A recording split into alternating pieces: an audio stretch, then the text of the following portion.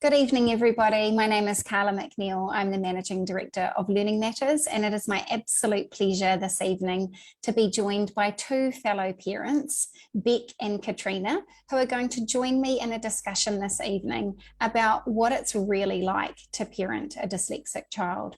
We're going to talk about the highs, the lows, maybe a little bit in between, but really we're going to talk about the reality of parenting children who present with dyslexia, a literacy learning difference. Good evening, Beck, and good evening, Katrina. Good evening. Evening, Carla. So we're going to begin our chit chat by hearing from each of you. Perhaps Beck, if you wouldn't mind beginning with introducing yourself. Sure. So good evening, I'm Rebecca Webster. I'm the mum of two boys, a 9 and a 4-year-old boy, married to my husband Graham. My background, I'm a mental health nurse by profession and also on the school board, chair of our school board. And I have one child who's dyslexic, and he was diagnosed around the age of 7. And yeah, that's me. Oh, thank you. Katrina. Hi, my name's Katrina, and I have 3 children. Our oldest 2 are teenagers, and my youngest, who is dyslexic, Ben, he is 11 years old at the moment. We're a military family, so we've moved several times, including overseas a couple of times with our kids, and have definitely experienced a lot of different schooling systems, which has been interesting with a dyslexic child. Ben was diagnosed at about the age of 6 or 7, and yeah. That's me. Awesome. So how this chit chat's going to roll is a little bit different from other chit chats. I'm just sort of letting people know. What I'd really like people to feel free to do is to pop your questions in the comment thread for either Beck or Katrina. And what we're going to do is we're really going to kick off by hearing from each of these ladies a little bit of their story and their journey through parenting their children that they've discovered have been dyslexic, and then how they've gone about providing that support. So Beck, if it's okay, we'll kick off with you hearing about your story. Sure. So I guess our experience started quite early in schooling for Angus, where we had some concerns around, and the school had some concerns around some language issues for him. He was having quite a lot of trouble following instructions, having difficulty kind of understanding words, remembering the right word to use in a sentence and things like that. We sort of first identified issues, I guess, around the age of probably 5.5 or 6, and went through all of the things that the schools offer. So we started with the Reading Together program around how parents can support reading for their children, and looking at all of that. And I remember at that time sort of looking at him, and he was really keen to look at the book, but he had absolutely no awareness of anything on the pages of that book. And I guess that was my first sort of thought of, where are we going here? When he first started school, which was 4 years ago now, we had a long list of sight words that he needed to learn, which with his working memory challenges was hard, and it was hard to teach him those words, and there was no kind of real reason other than here's a list of words for him to learn. So we dutifully went through getting him to learn his sight words, and he did manage to learn them, but not able to apply them anywhere.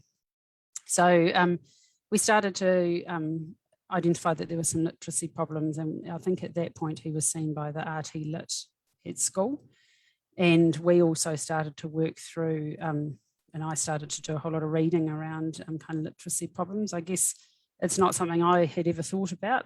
I went through schooling, no problems. My sister went through schooling, no problems. So it wasn't ever something that we'd really had to think about, like, what does it actually look like? And so we worked through a bit of a cascade, like, can he hear okay? Can he see okay? What does that kind of mean?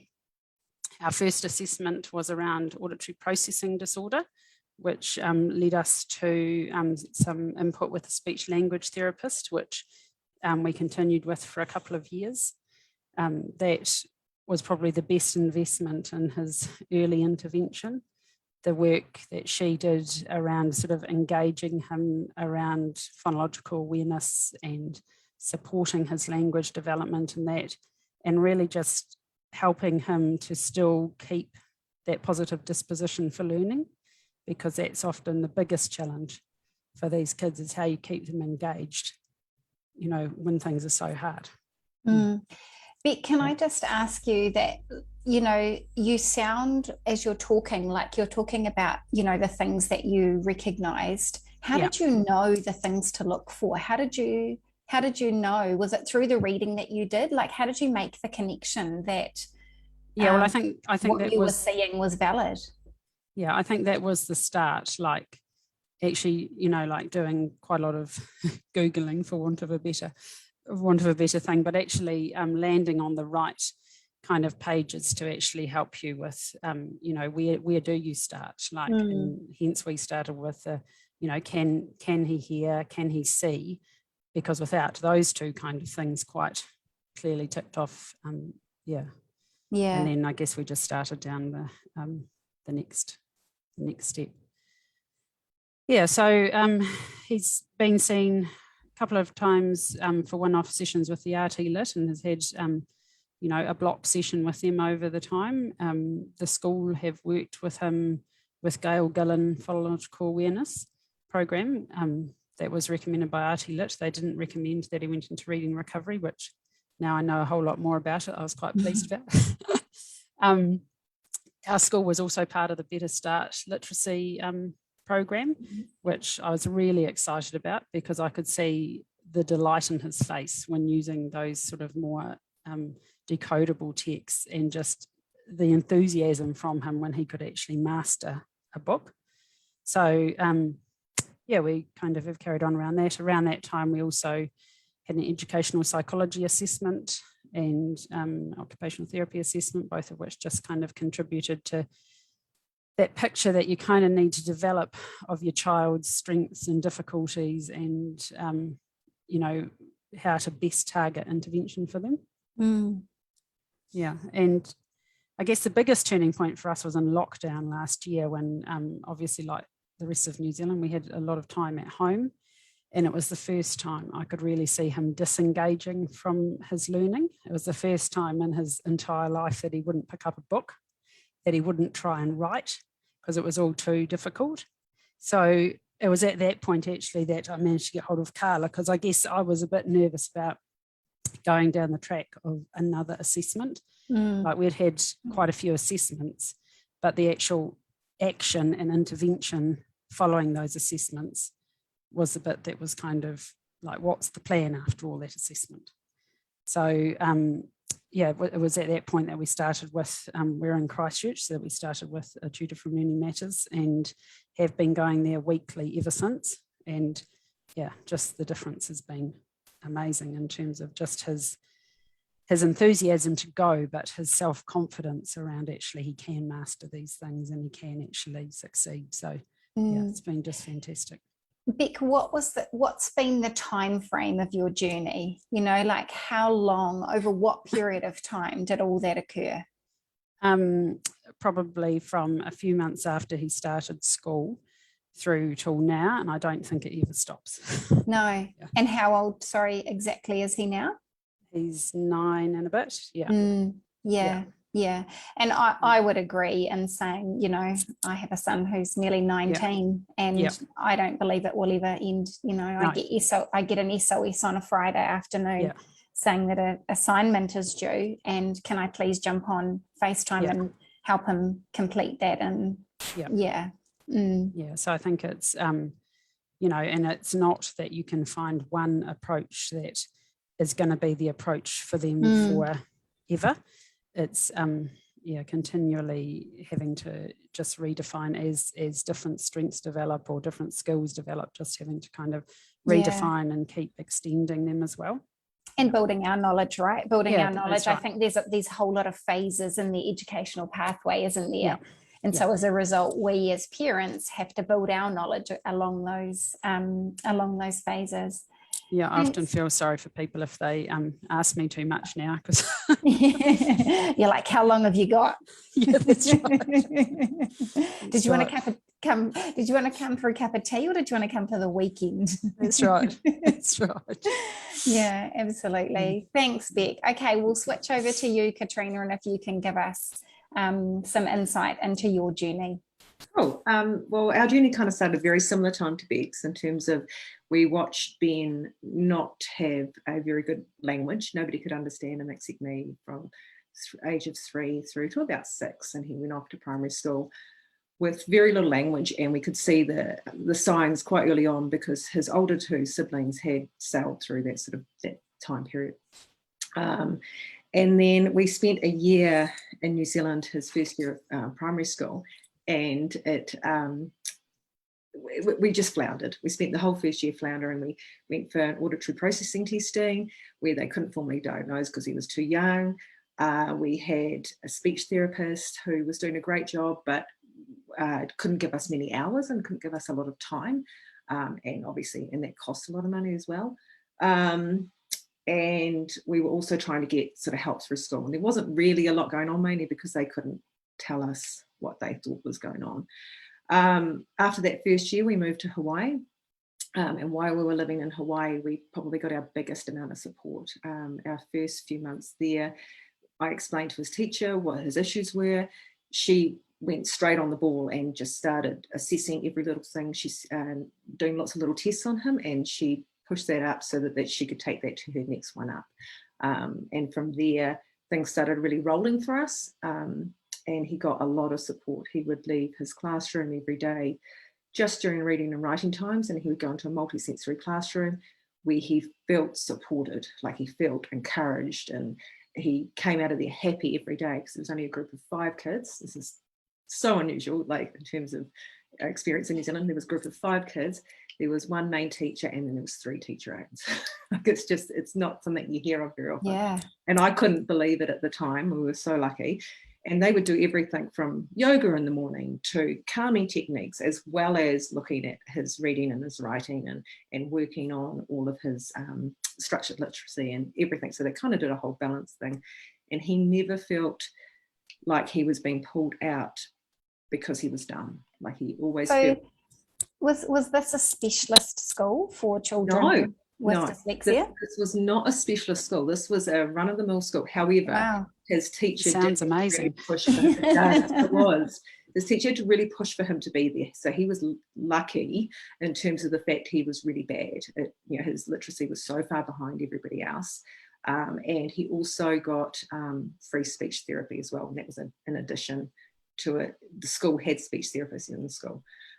This was a general public school. This was not a fancy private school that we paid for by any means. So you clearly would have got a shock when you came back to New Zealand. I did and I didn't, because we had 2 older children. And they've had no issues, but I kind of thought, I don't remember ever hearing of anything like this or seeing anything like this. But for Ben coming home was a big shock. And we floundered for a year when we got home. We made such big improvements when we're in Hawaii, and we still keep in touch with his teacher there, who's so supportive of everything we're doing. And we got home, floundered for a year. His school were helpful, but they didn't really know how to help him. His teacher tried incredibly hard. I had a tutor that didn't really fit the bill. She wasn't doing structured literacy. So then we kept moving, and again in lockdown was when the crunch came to crunch, and I could see Ben's behaviour changing and not being happy. And that's when we found Learning Matters. And the difference in him from this time last year is incredible. He's actually picking up books every night now. He wants to read me. He's got a rule: you read me 2 books, Mum, and I'll read you 2 books. And really in a rhythm, and it's so nice to see. Like he got to the stage when we first got to Hawaii, where he was so disillusioned. I remember going to the bookstore, and we always would buy all the kids, you can have 1 book, you can buy 1 book. And he picked up a book, and he said, I said, do you like that? We'll get that. And he goes, no, you can't get it, Mum, because you're going to make me read it. And I went, oh, and that's when I really had to step back and go, actually, I've just got to keep reading to him so he doesn't lose that love until I can build him up enough that he can to be able to do it from south. And that was a breaking heart moment. That was one of those, I need to work this out. And so where we are now is Ben's 11 years old. He is in his last year of primary school. He, because of the time, the age difference in Hawaii, he came back and ended up going a year, which is not something I necessarily would work for everyone, but it just happened the way the school level year worked for us. And for him, it's worked quite well because he's quite sporty, and it's allowed him to really excel in other areas and not really focus on his literacy in front of his friends. Yeah. So, and he starts an intermediate high school next year, and that's my next nervous step. Yeah, that's your next transition, right? And that's your next opportunity for continued learning as a parent, if we're going to put a positive spin on it. Yeah, there we go. Yeah. So what I'd like to do is just kind of break down what you've said. There's two really big key things that stand out for me from what you ladies have said. One is the importance of landing in the right place, and so I think what would be timely now is for us to give some of those right places and some tips for parents for where to go to look for further information.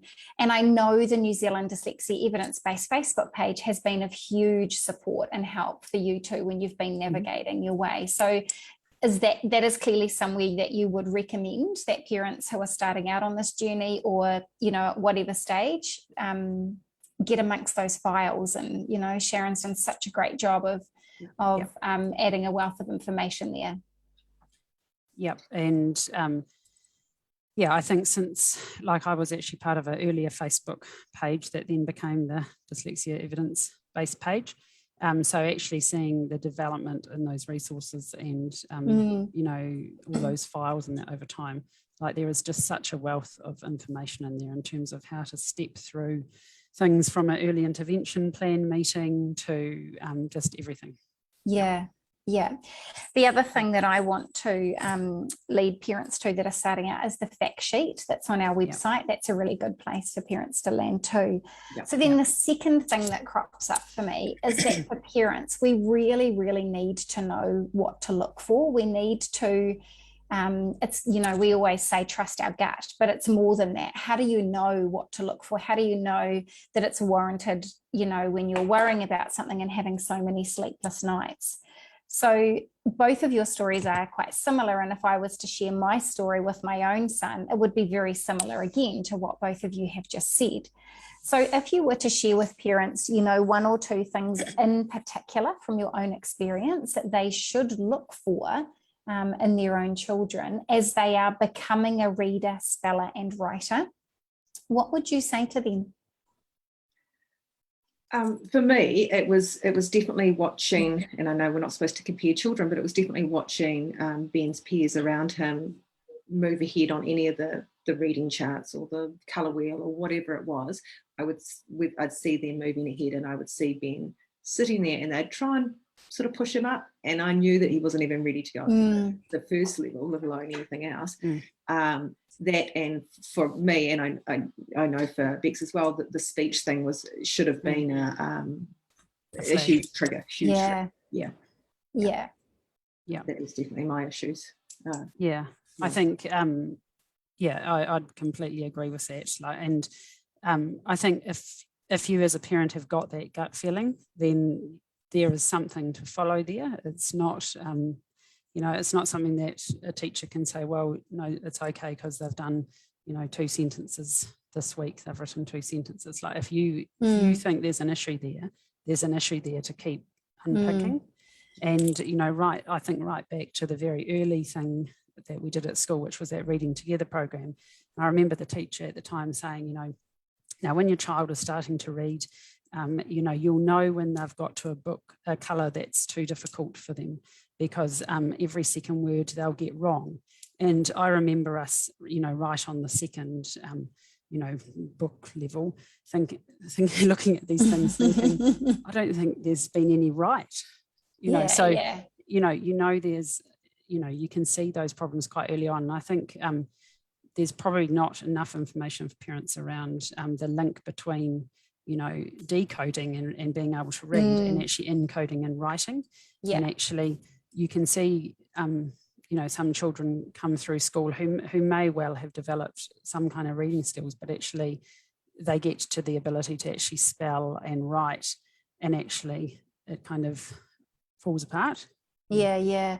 I heard a really great saying today, and that was that what we sadly are doing in New Zealand is teaching our children to strategize as opposed to teaching them to become skilled readers. That's right. I thought, boy, that is a really, really good way to explain that.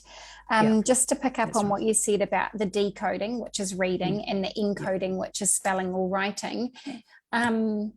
We often say to parents, what is more telling about your child's reading ability will actually be seen in their ability to spell words. That's right. So pay careful attention to your child's ability to spell words and the random way that they might be spelling those. And I guess with all of us having children that have had auditory processing issues, what we might have seen, knowing what we know now, if we were to look back, we might have seen in our children's spelling and writing where they couldn't hear all the sounds. That's right. Where the correspondence, you know, with the graphemes or letters that represented those sounds was so far off the mark. And I could certainly see that for our son. You know, he would write a word, but he would miss, you know, 2 letters out of the word. So for parents really looking for that ability for their children to be able to isolate all the sounds in the word. So if the word's cat, can they go cat and isolate all those sounds and then represent the letters that go with that? I think, you know, maybe the other thing that's timely for us to add here is that alone is not just phonics, or phonics alone isn't enough. You know, we know that learning about systematic phonics is a part of structured literacy, but it's so much more complex than that. So we've talked about the signs really that lead to investigating things further. We've talked about at what age that occurred. You've shared some insights as to where your children are at now.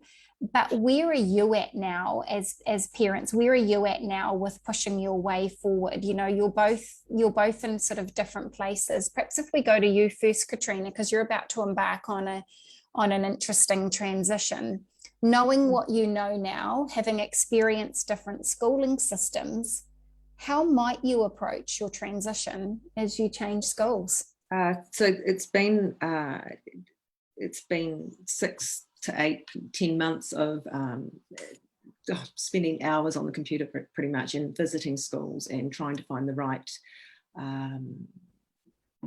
school that is going to have the right formula for him. And it was so different to what I looked at for my older children. And my biggest thing was finding a school that had was going to spend a lot of time in their learning support program, but all the teachers were going to be on board. It wasn't just you know, the learning support teacher was good. It was going to be that the whole school was developing something that was going to be working for him.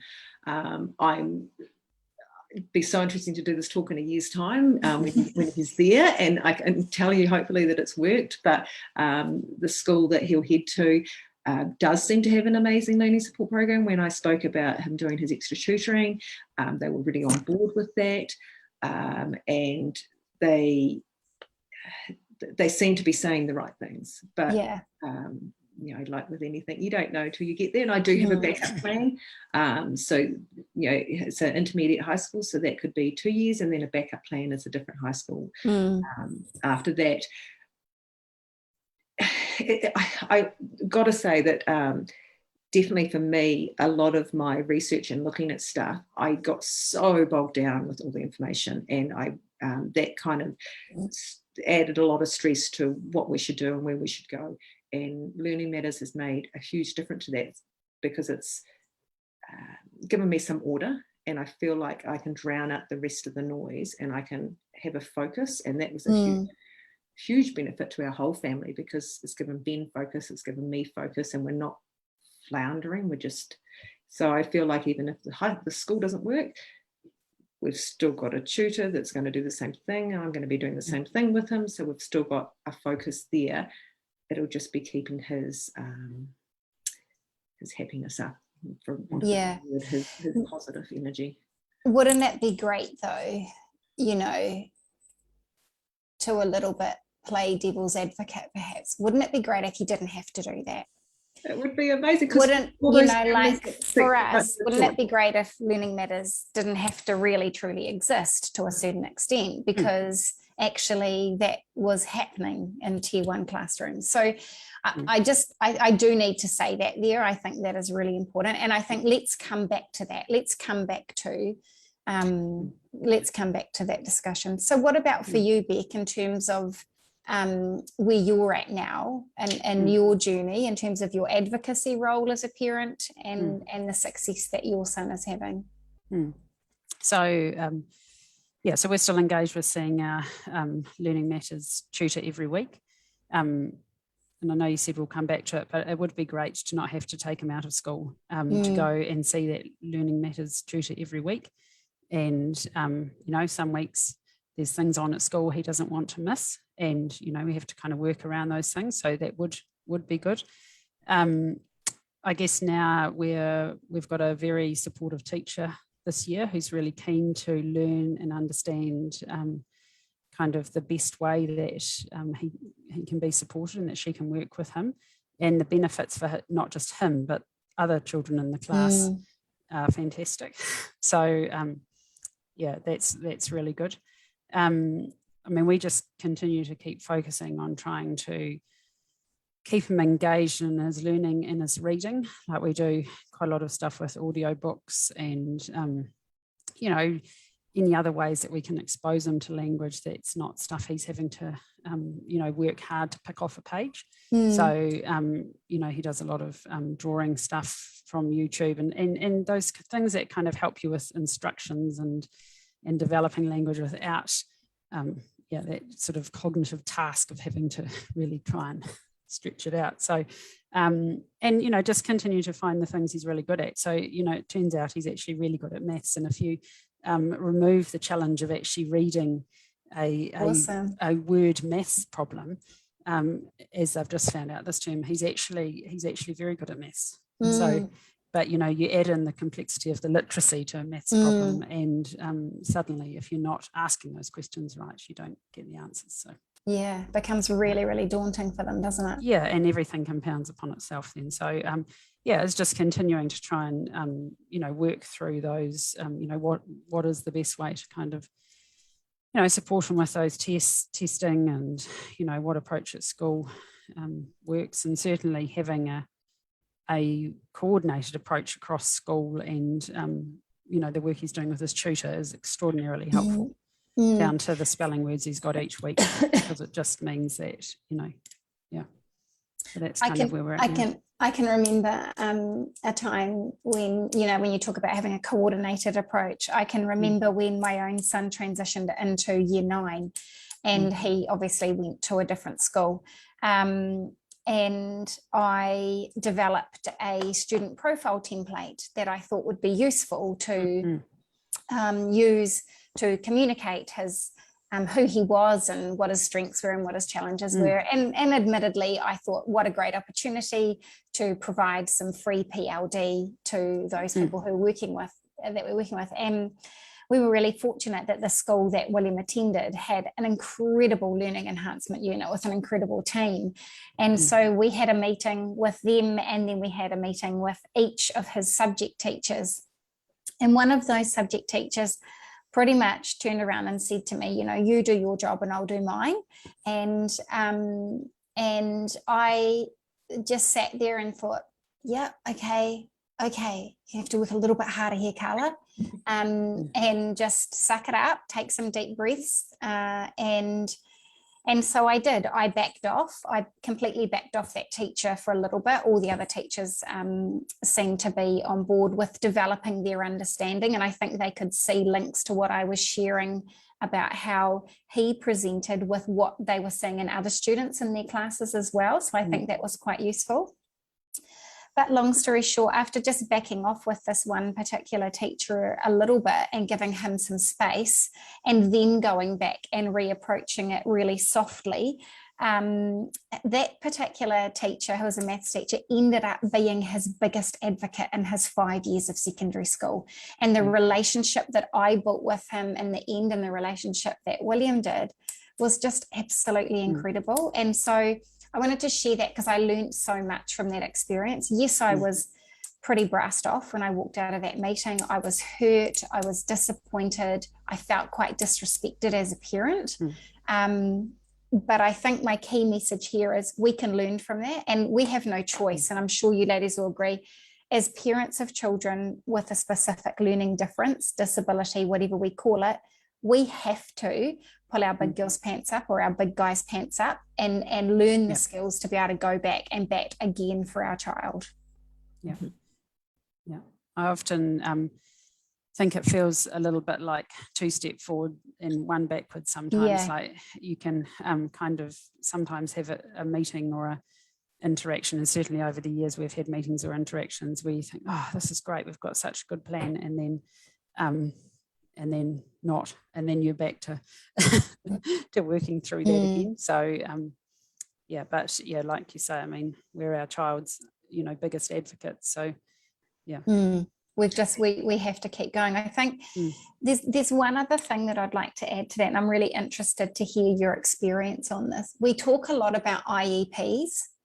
Now, I'm going to be really brave and share with you that very rarely do I see a good IEP, let alone one that's executed well, and let alone one that is evaluated, reviewed, and updated well. And that is not a reflection of our teachers. It is actually a reflection of the workload. And so the reason I'm sharing this is because I think that we've got to find a better way. And in my own personal experience, the better way is not to push for an IEP. The better way is to just keep feeding our teachers with knowledge and building their understanding so that they learn more about what is going on for our children, as opposed to just turning up at a meeting and thinking, right, you're going to give me 5 ways to support this child, or I'm going to give you 5 ways to do this in the classroom. Yeah. I just think if our teachers don't know the why of why they're doing things, they're not going to do it, because it won't fundamentally mean as much. So maybe in the long run, as we have a more educated teaching profession going forward, we will be in a place to have some really great plans in place. And I'm not saying that there aren't those plans existing, but I really, really honestly question that expectation on teachers right at the outset. So we had an incredible IEP for Ben in Hawaii, and it was very systematically done. It was the most detailed plan that you'd seen. I don't think it got looked at when it got home. I don't think. I think the teachers briefly looked at it and thought, and I don't blame them, because they wouldn't have had the time. Yeah, or the knowledge perhaps. Or the knowledge, because it was very specific. Yeah. I have, it's great. It actually reminds me exactly of the reporting that Learning Matters does, the 6-monthly reporting. It's very, very similar to that. And there's no way that the teachers could do that in New Zealand. They just don't have the time or the extra support to be able to do that. But I did see the benefit of it there. Yeah. What's your experience been, Beck, with IEPs, or have you had? Yeah, so we've had IEPs right the way through. I think they've been quite variable, from kind of a few quite specific goals to a lot of kind of interventions and goals across a lot of different areas. And I think when you get too many across too many different areas, you don't really get to any of them.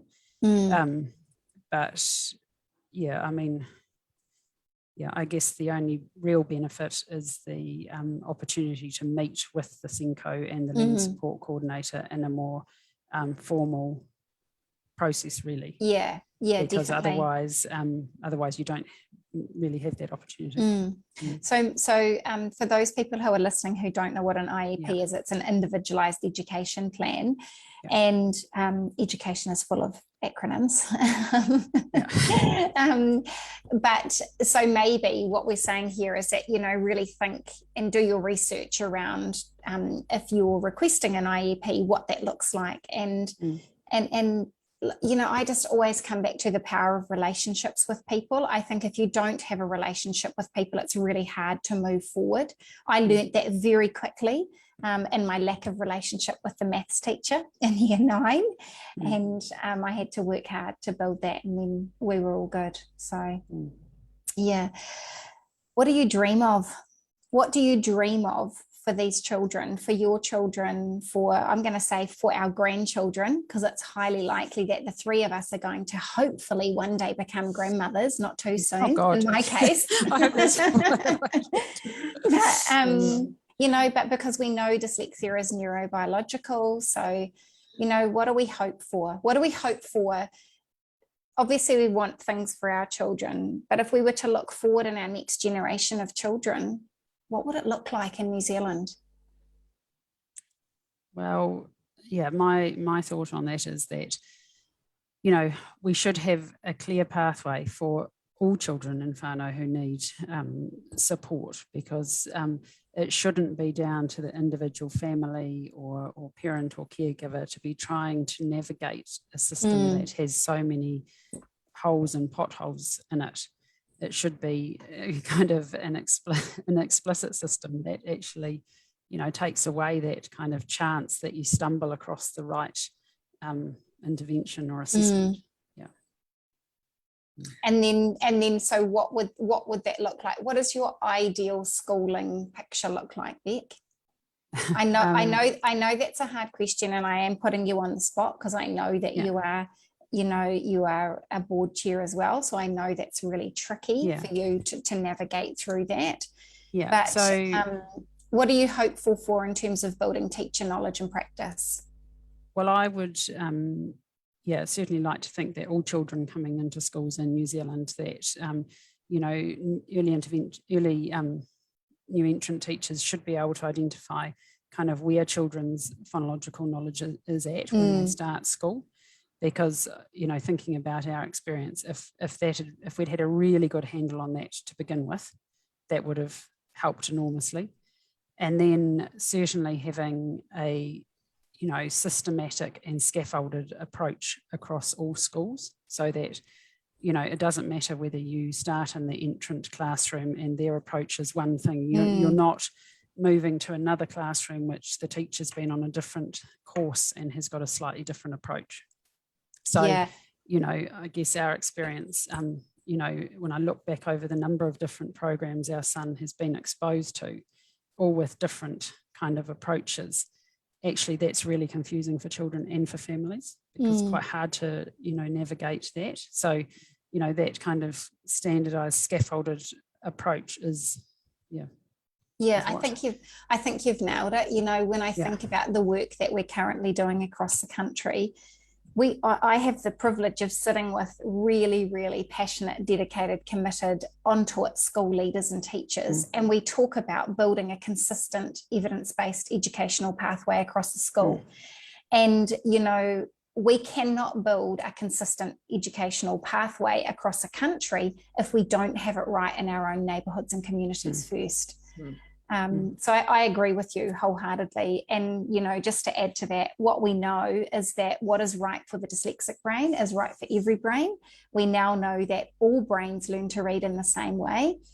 It is really frustrating when you have an extensive knowledge of the science of reading, when people say things like, well, children don't learn to read in the same way, because when, neuroscience has dispelled that very much so as being a myth. So maybe for those people, teachers and parents who are listening to this little piece, it's about building their knowledge of looking into the science of reading and how we know so much more about that reading brain now.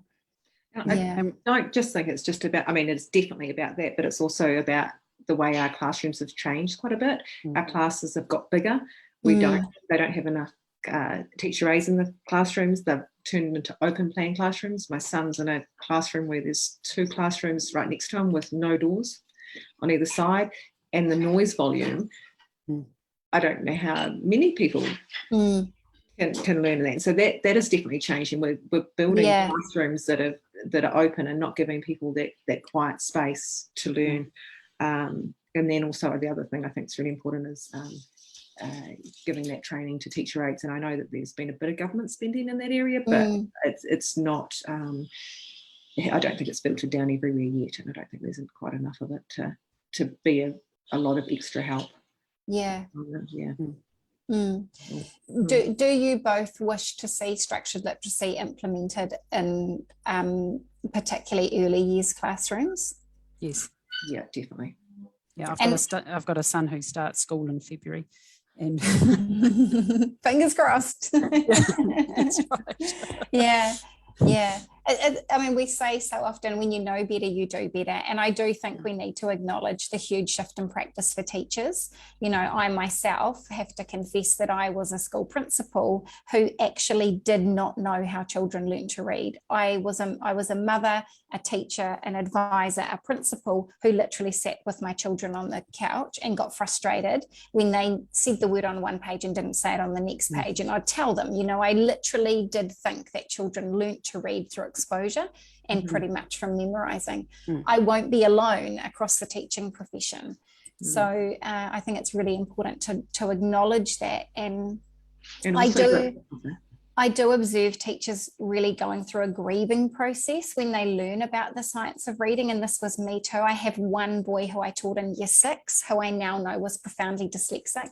His mum used to cry with me she used to cry to me in the journal room every afternoon after school, you know, and that was her way of trying to communicate with me. But I just didn't have the knowledge and tools at hand to be able to really help that family. Yeah. And there's definitely that guilt as a parent too, that you aren't reading enough to your kids, like you're told to keep reading to Ben. Keep reading to him, he'll be fine. And yes, I definitely seen that happen with my older 2, and so I did keep thinking, I haven't given him enough time, I feel so bad, I feel so guilty, and that has taken a long time to shift. I think just on that guilt too, Katrina, that I think that is something that is really important for us to acknowledge. Every one of us has experienced that, and I want to share that as we move through that pathway of education, you know, my son has finished school now, and he's completing a cadetship in a farming course. I still have that guilt. I still, you know, he can read. Is he a skilled reader? No. Is he a skilled writer? No. If I'm really honest, he never will be, because it was too late. You cannot change that ability to become a skilled reader to the extent that I'm talking about skilled necessarily at 12 to 14, when things really started to kick into gear for him with his support. So, I think what I've learned in terms of the guilt is it's something that we have to learn to work through ourselves and accept. And it's hard. It's really hard.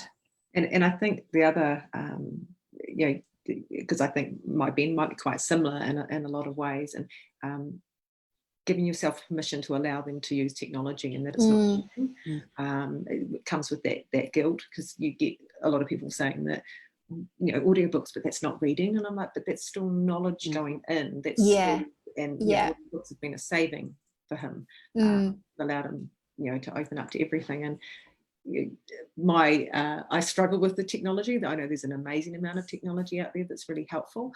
That weighs me down in terms of the amount of information out there, and hopefully that'll get better in schools as well, so that technology is there for them.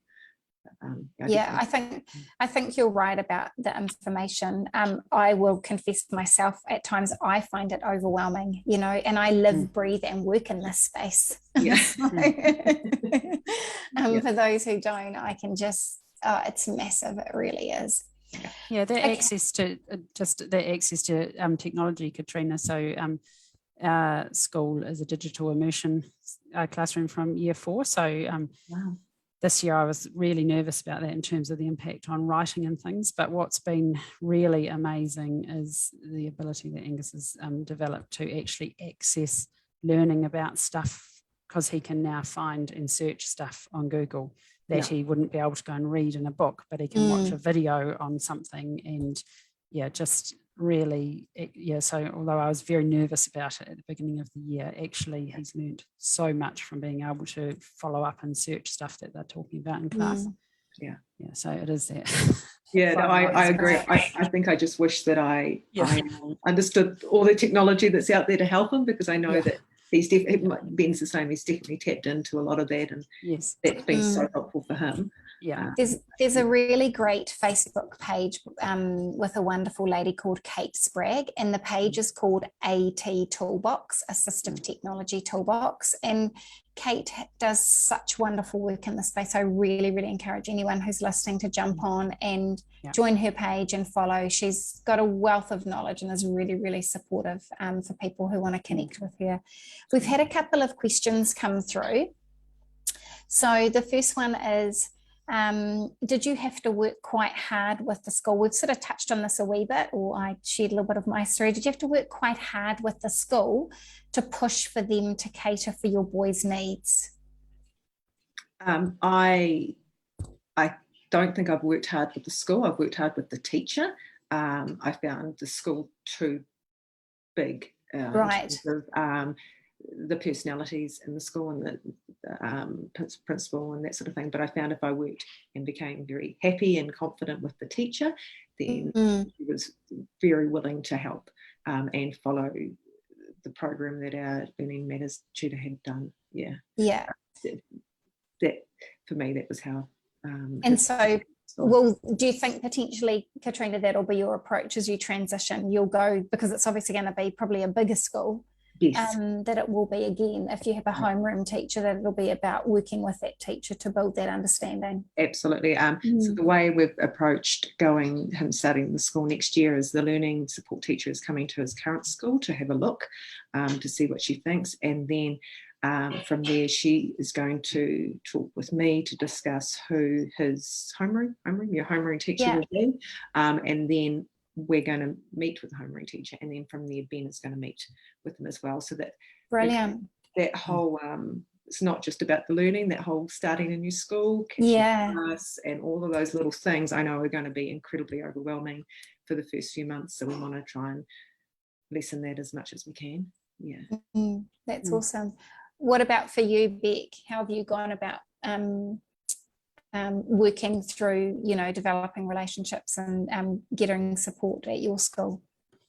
So our school's quite a little school, so probably the opposite of Katrina's experience. So most of the teachers I've met over the years or have been involved in things. So I guess sometimes these discussions with teachers are hard and confronting, and maybe in hindsight they're not handled as well as they could be from from both sides. But I think that just comes from that kind of just that that desire to really get what is the best thing for your child. And I guess it's probably and learning as a parent, learning as a parent about how you do this thing called parenting. Yes, when it is hard. That's right. When it's something that doesn't actually come with a guide as to this is the next step. You're continually trying to work through, and I don't know. You kind of feel a little bit often like you're probably I don't know. In my case, probably the parent that would want to touch base with the teacher, once or twice a week, because you want to know that things are still going okay. Whereas some parents may not, they might be quite happy to drop off the gate and catch up with the teacher once a month or whatever. So there's kind of that, can feel a little bit like anyway. I think something that I'd like to add to what you've said, based on my experience having been a school leader and also having the privilege to work alongside and advocate for and with many parents, is that it's really important for educators to understand that what you've described is not helicopter parenting. What you've described are the signs of a parent who, one, desperately will do anything to help their child, two, who is actively engaged and participating in their child's learning, three is, I'm going to say, desperate for improvement in what's going on, and potentially that once that relationship is ironed out and the emotion is taken out of the equation, a really, really great situation occurs where both parties can really work out and, you know, learn from one another. I just, you know, I think that was a very good summary. I see that a lot, you know, and we all, both sides are kind of responsible for sorting that relationship. Yeah.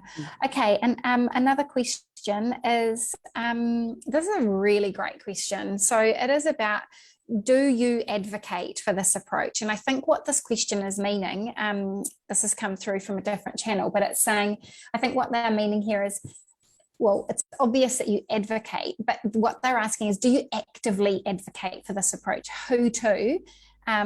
Because parents who know are our biggest advocates. So I call this passing on the baton in the relay race. So what do? You know, I know we caught up earlier in the week and we talked about finding our people, right? Finding our tribe. So how do we go about doing that? How do we go about finding our tribe, and how do we go about growing advocacy networks?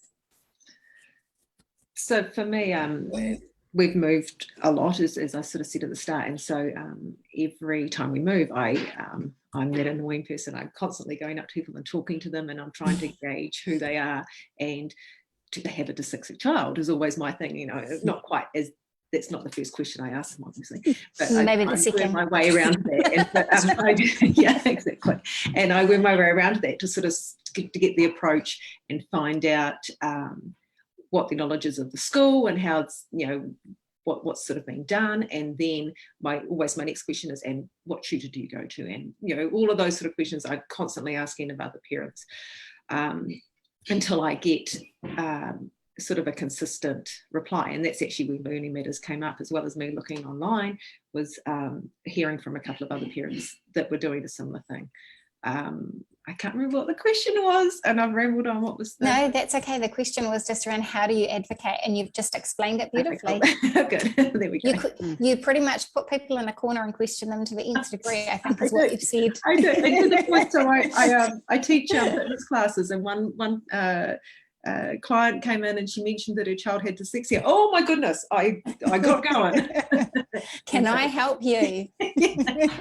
And can you help me? What do you know? Tell me everything you know, and where have you gone, and what approaches have you got? And I'm always excited for me is if their child is a couple of years older, so I kind of know where we're headed.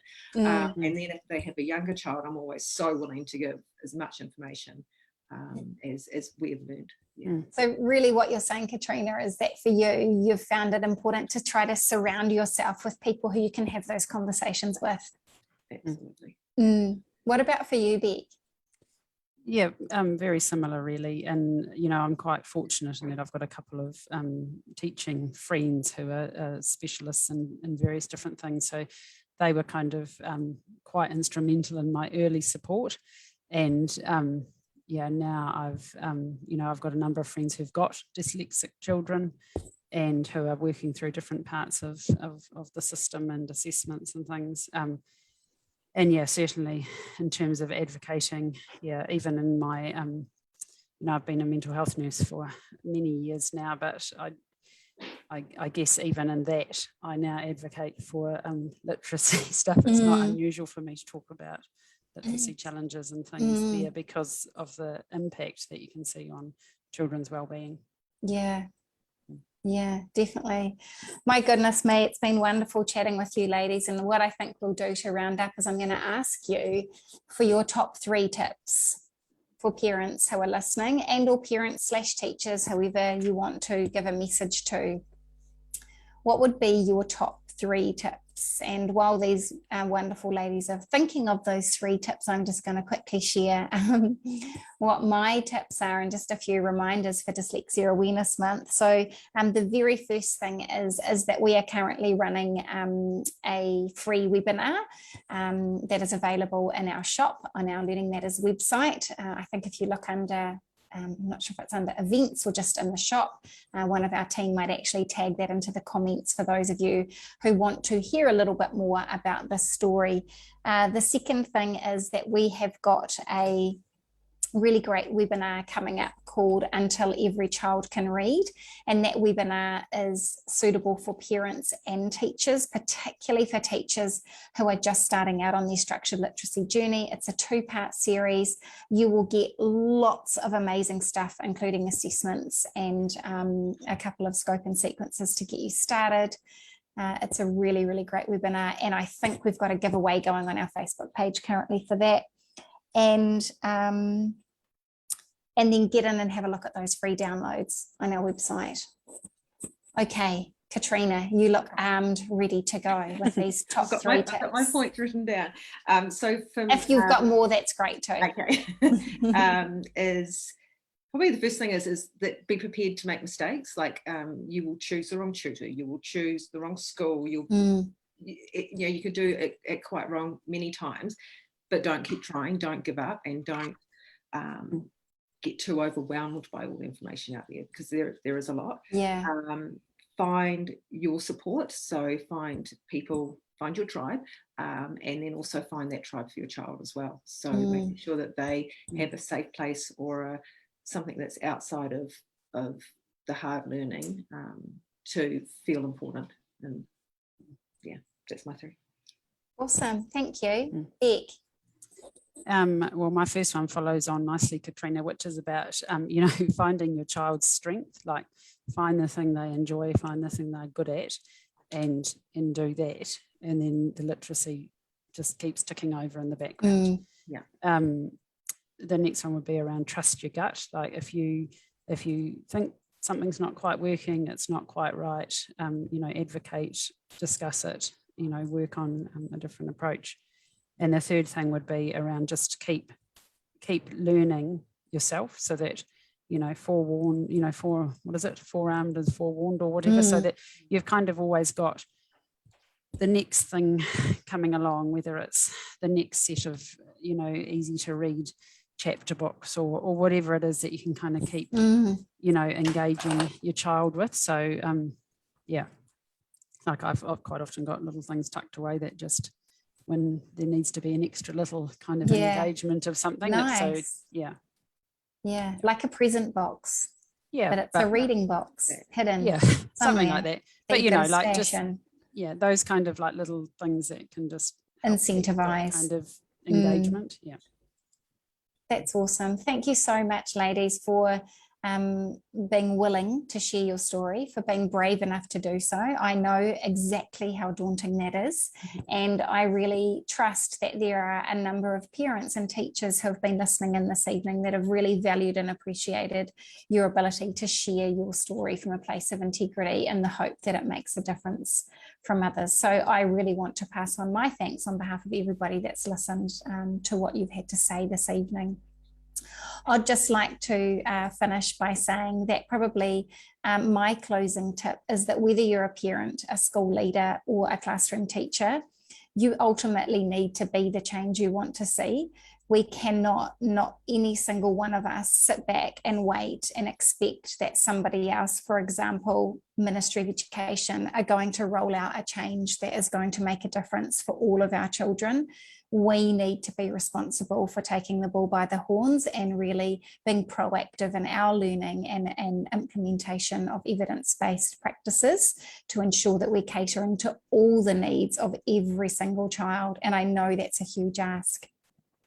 So thank you so much for joining us this evening. My next chit chat is coming up on Monday, the 25th of October, and I think it's around midday, but we'll post the time. And I'm really thrilled to announce that that is going to be with none other than internationally renowned expert Dr. Louisa Moats, who is going to be sharing with us some really, really informative insights into dyslexia, a great opportunity for those who are new or fangirls of Dr. Louisa Moats, which I think is every teacher in the country that I work alongside and most parents.